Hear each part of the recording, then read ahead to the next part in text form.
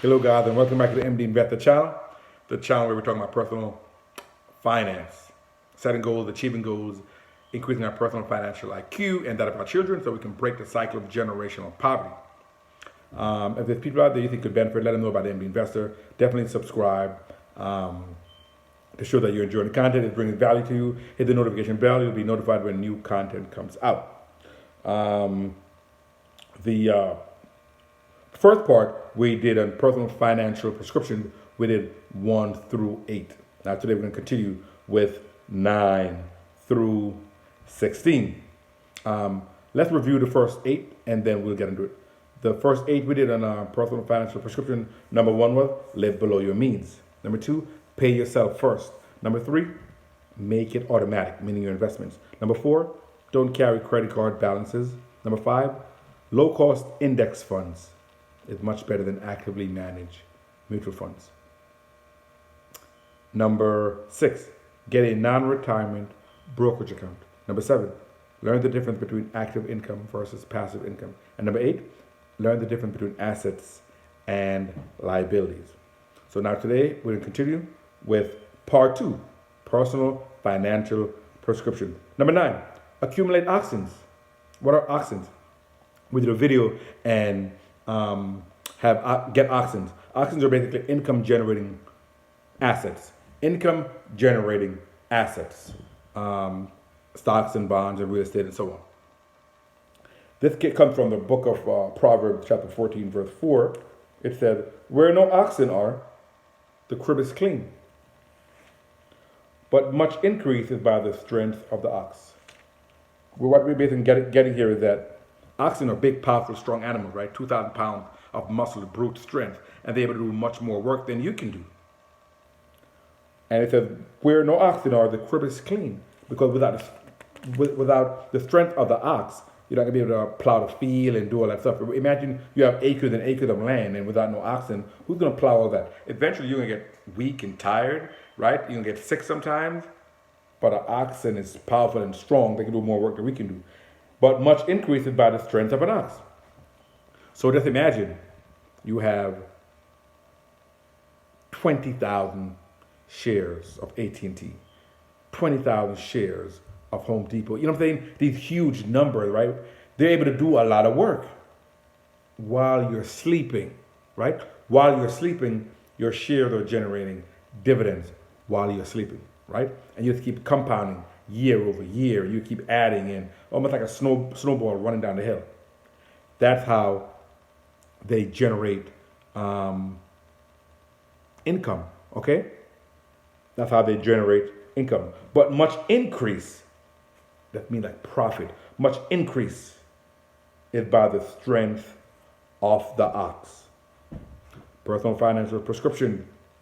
Number 10, contribute to your company-sponsored retirement account, whether it's a 401k or 403b or 457, at least up to the company match. A lot of times you get a new job, right, and you're like, oh man, I'm not going to give that money, the stock market is gambling, I'm going to take it and whatever, waste it, basically blow it. But if the company is giving you a company match, right, they'll say, listen, we'll match dollar for dollar up to 3% of your gross income. If you're not contributing, then they're not required to match it. So essentially, this is free money that you're leaving on the table, right? Maybe the investments in the 401k is not that great, but if they're going to match it, invest up to that point so you can get the match, right? So that's number 10. Contribute to the company-sponsored retirement account, at least up to the match, right? If you invest up to the match and you say, I don't want to invest anymore because, they have it in really, actively managed fund or something I don't like. And then at least you can take your money and put it somewhere else, but at least you're getting the free match, okay? Don't leave money on the table. Number 11. Know what you're invested in. That's where you kind of got to do a little work. Learn, is it actively managed mutual fund they have me in? Is the expense ratio very high? Is there a front-loaded fee? Is there a back-loaded fee? Know is there an index fund option that the company have? I'll probably choose the index fund option rather than an actively managed fund. But if you don't look and know what you're in, You don't know that they've had you in an actively managed fund for the last 12 years, but you don't know because you trusted the people in HR. You figure they know more than you do. You don't know that. So know what you're invested in. Number 12, asset allocation. Big term. What does that mean? All that means is how much do I have in this type of asset? How much do I have in this type of asset? Predominantly, the two things you're talking about is stocks and bonds. Right? We did a video on bonds. Stocks, the short message is that stocks are more volatile, meaning they can go up quickly, they can lose value quickly, but in general, you get a better chance of getting a better return on stocks. Bonds are more stable, they are less volatile, they don't change or fluctuate that much, and in general, you get a lower return. The thought is that the younger you are, the more you should have in stocks. As you get a little older, you should have more in bonds. The thought being that a young person can be, 80, 90, 100% in stocks because even if the market goes down, they're so young, they have time for the market to recover. And as you get older, you have more in bonds. The rule of thumb they've kind of given is that the percentage of bonds you should have in your portfolio, anywhere from your age. So if you're 20, you should have 20% in bonds. Sometimes they say your age minus 10. If you're a little more risk, you're willing to take more risk, you can do your age minus 10. So if you're 20, the 20 minus 10, I'll have 10% in bonds and the rest of the stock. Some people even say your age minus 20. Okay? So that's kind of rule of thumb. The book, The Simple Path to Wealth, J.L. Collins talked about having basically two funds, a total stock market index fund, he likes Vanguard, VTSAX, and a total stock market bond fund, he likes BND. So he'll have 70% in VTSAX, 30% in BND. So just not to give you advice, but just kind of let you know how people kind of think about it. But that's what asset allocation means. Okay, a 20-year-old shouldn't have 80% in bonds. I mean, if there's not enough growth and a young person, and a 60-year-old probably shouldn't have 90% in stocks, right? So that's asset allocation. Number 13, educate yourself and your kids about personal finance. We talk about it, right? That's what we do on this channel. Educate ourselves by listening to YouTube channel like this and other YouTube channels, reading books like Rich Dad, Poor Dad, and different books, talking to other people. That's how you educate yourself on personal finance and personal blogs, okay? That's how you educate yourself. And you gotta educate your children too, so they'll know, right? Because like I said, the school's not gonna teach them about taxes. They're not gonna teach them about asset allocation. They're not gonna teach them about index funds and actively manage mutual funds, exchange traded funds, bonds, expense ratio, front load. All they're not gonna teach them. It's up to you, okay? So educate yourself and your kids about personal finance. Number 14 of the personal finance prescription. Open a Roth IRA for yourself. A Roth IRA is one of the greatest wealth building tools given to us by the U.S. government. As you know, it's basically an account in which you're able to pay the taxes now, and then for the rest of your life, the earnings and growth are tax-free. The great way to build your wealth. So open a Roth IRA for yourself. If you are, I did a video on that, so you can check that out. If you are above the income where you can contribute, there's something called a backdoor Roth, where you could fund a traditional Roth and then pay the taxes, and then it's converted. So you can check the video out in that. So open a Roth IRA for yourself. Number 15, open a Roth IRA for your child if they have earned income. When I learned about this, I said, this is a killer strategy. This is an absolute killer strategy. Open a Roth IRA for your child if they have earned income. The only qualification to open a Roth IRA is that you need earned income. A lot of times we think, oh, you have to be an adult, right? You got to be 30, 40, 50. No, you need earned income.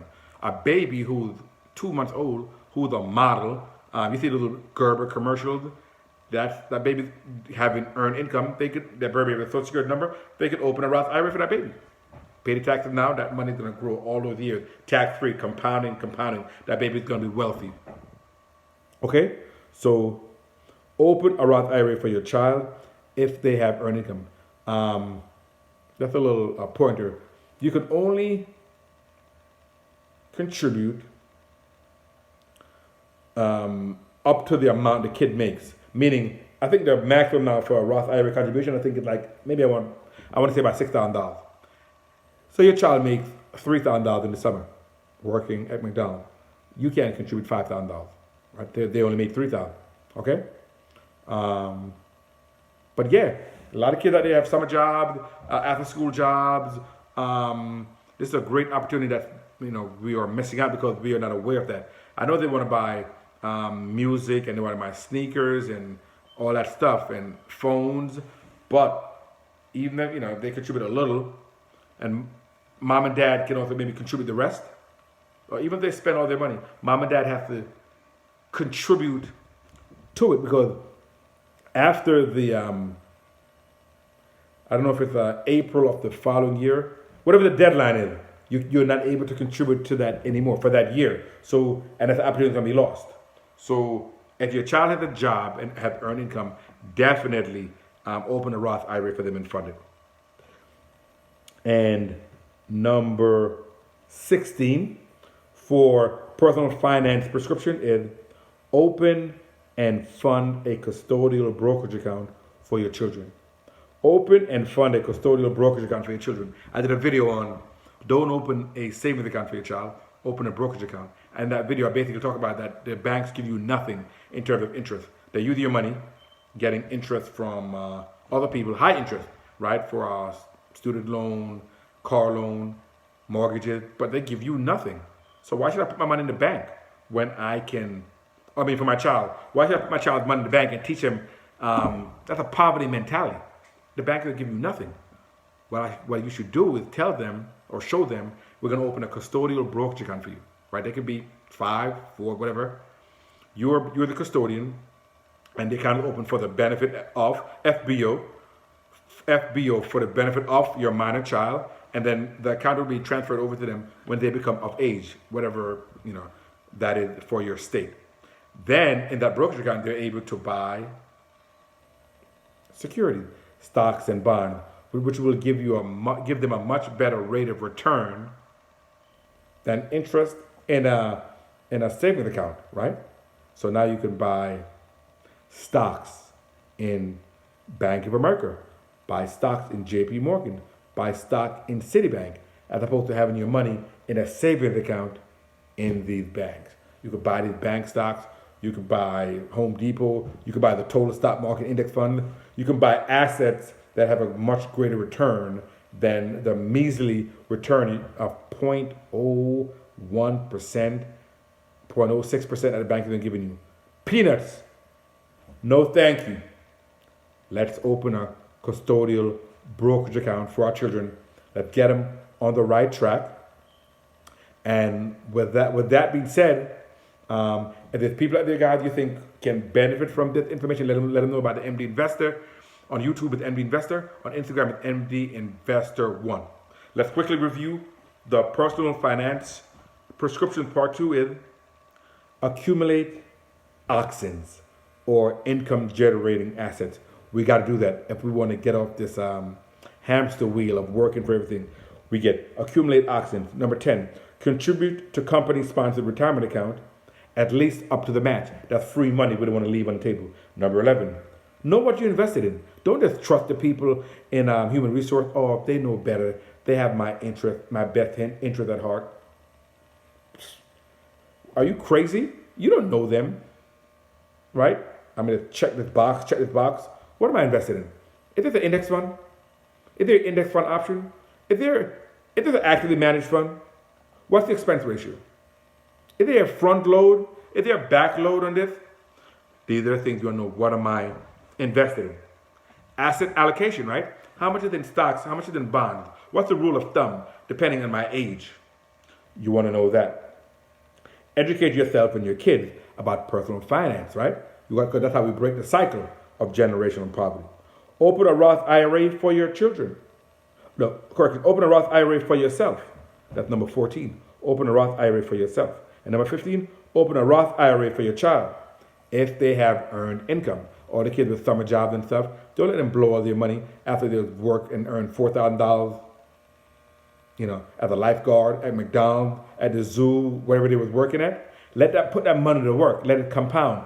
Tax free, right? You pay the tax now and it's going to go tax free. Can you imagine that? A kid who's like 14, 15, have a summer job and he makes, $4,000 in the summer of 10th grade, $4,000 in the summer of 11th grade, another 12th grade, and you do that for a couple of years, and then have that money sitting there and compounding. That kid is going to be very, very happy that mom and dad decided to take action after they learned something and now putting it to work, and now this kid is going to be set up very nicely. And the last one, number 16, is open and fund a custodial brokerage account for your children. This is how we set our children up for success financially. This is how we break the cycle of generational poverty, by educating ourselves and our children. If there's people out there you think can benefit, let them know about the MD Investor. The past is gone. We can do nothing about it, but we can learn from it. The present is here, and this is where we plant seeds so we can have an exceedingly and abundant harvest for all our hard work under the sun. This is what the Lord has promised us, and I will see you on the next one.